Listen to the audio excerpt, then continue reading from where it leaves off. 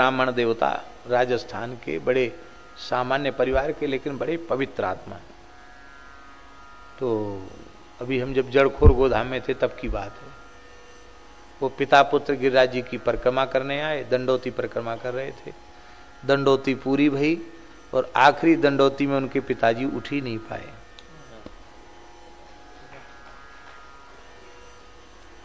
तो उनकी गृहिणी आई थी, उनके पुत्र आए थे, एक ही पुत्र। मैंने कहा भाई देखो, संसार की दृष्टि से तो आप कहेंगे कि पिताजी जल्दी चले गए, पुत्र का विवाह तक नहीं करके गए, हम सब अनाथ हो गए। संसार की दृष्टि में तो रोना गाना है, लेकिन धन्य है, कितने भाग्यशाली। इतने दिन तक गिरिराज जी की दंडोती कर रहे थे और फिर आखिरी दंडोती किया, फिर उठे ही नहीं, सच्ची दंडोती हो गई उनकी। इसलिए तुम लोग बिल्कुल शोक मत करो। ये सोचो को पता नहीं पिताजी के कितने जन्मों का साधन होगा। इसलिए हम बार बार कहते हैं अब बाहर भटको मत। वृद्धावस्था में यदि वृंदावन धाम की सन्निधि किसी भी प्रकार से गुरुदेव भगवान संत कृपा करके, ठाकुर जी राधा रानी कृपा करके दे दें किसी भाग्यशाली को, तो फिर इधर उधर भटकने की बात मन में नहीं आनी चाहिए। सब काम होते रहेंगे। हम तो मूर्ख हैं जो हम सोचते हैं कि हमारे बिना वो काम कैसे होगा। मर के देख लो, कोई काम रुक जाए तो। कोई काम किसी का रुकने वाला नहीं है किसी के मरने से।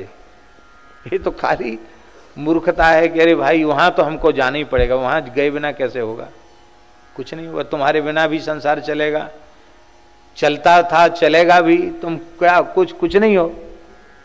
ये भगवान के चलाए चल रहा है, तुम्हारे चलाए चल रहा है, भगवान के चलाए, भगवान चलाएंगे, भगवान चला रहे, तुम ठेकेदार नहीं हो।